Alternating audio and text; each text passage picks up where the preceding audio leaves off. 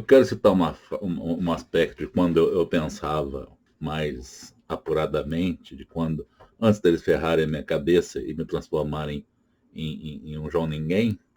Quer dizer, eu sempre fui um João Ninguém, mas me transformaram em uma mente esquálida, né? Está aqui o livro. O aspecto moral é sempre mais importante que qualquer justiça proveniente da vontade de qualquer poder despótico que, por razões históricas, considere legítimo. Moral é tudo aquilo que preserva a vida e o bem-estar humano, sem qualquer distinção e pretensamente se embasar-se na natureza, na desigualdade socioeconômica, no poder político despótico ou no pseudo-democrático, que preserva valores humanistas, sociais, coletivo e individualmente, pois o coletivo e o individual são um só. O que é bom para a coletividade deve ser bom para o indivíduo. O que é bom para o indivíduo deve ser bom para a coletividade. Seu caráter autoritário provindo de qualquer poder que se considere legítimo, pseudo-histórico, de alvitre despótico.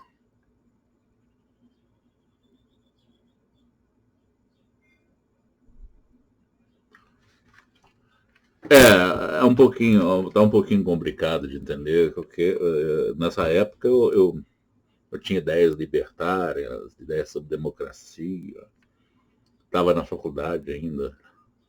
Eu ia para outra faculdade pesquisar, né? Mas não sou capaz de traçar um texto cheio de ideias desse sentido. Né?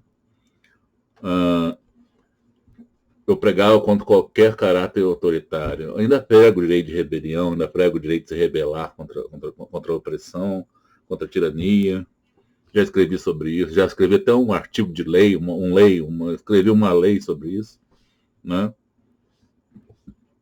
E já escrevi sobre isso no meu blog também.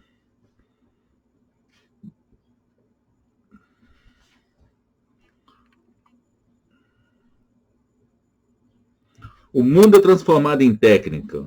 O como fazer domina todas as áreas do conhecimento numa dogmática perigosa, sem fundamento pretensamente real.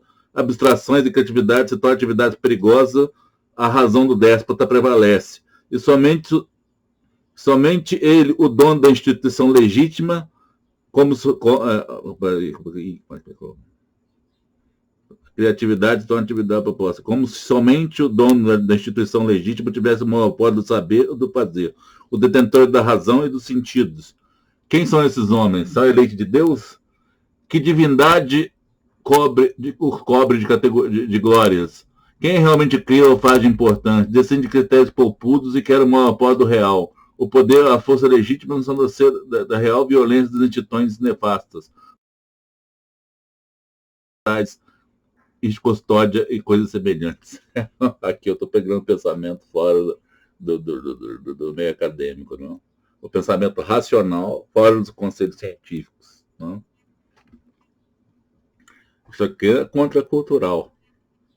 Isso aqui é contracultural. Realmente eu estava viajando pra caramba. Mas eu sinto saudade dessa época. Dessa época, minha capacidade mental era 10 mil vezes mais do que hoje. Né? A minha capacidade de cognição foi para o espaço. E eu tinha ideias para texto dessa maneira.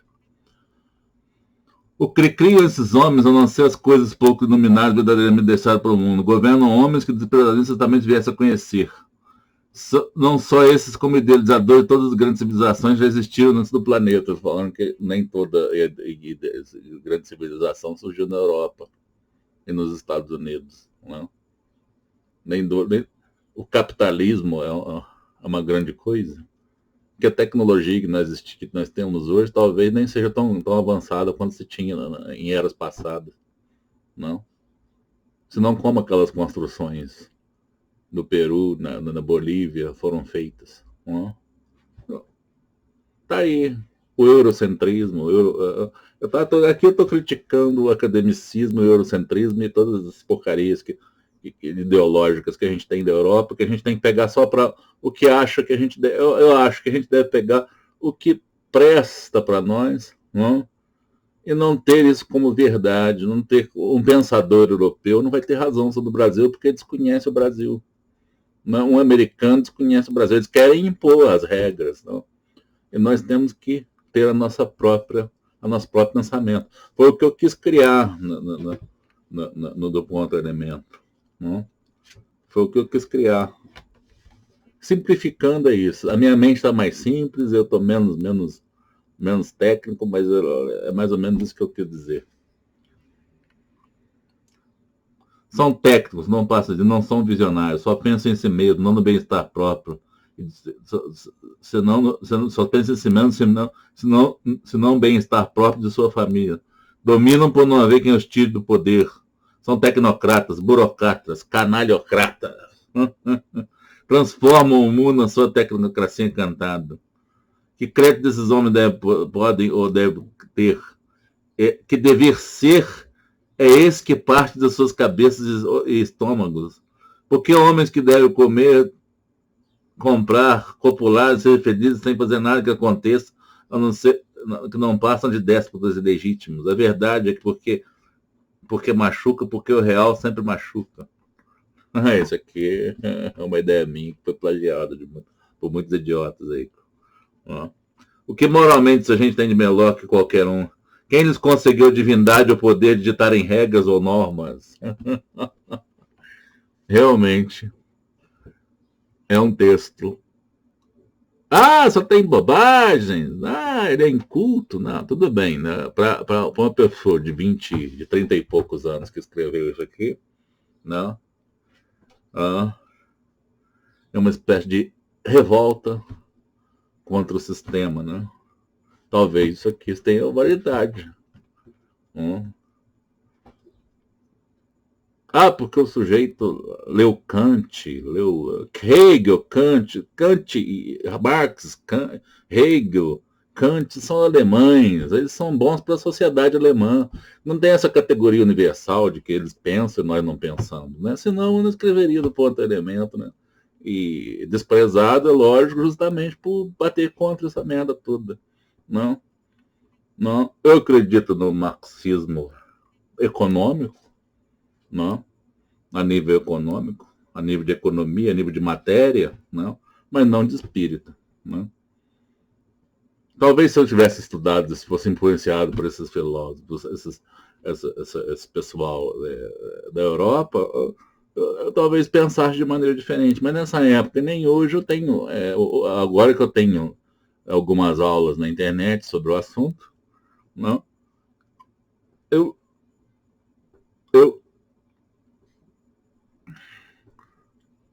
vou formulando algumas ideias ou outras diferentes, mas não penso. O problema é que eu acredito num pensamento genuinamente brasileiro. Genuinamente, relações categóricas genuinamente brasileiras.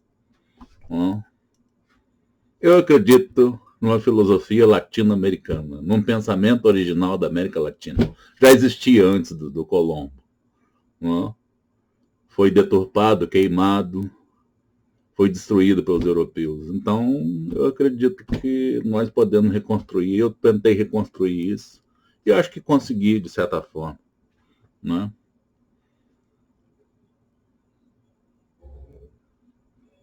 É uma merda. O Brasil não tem uma identidade cultural, uma identidade como nação.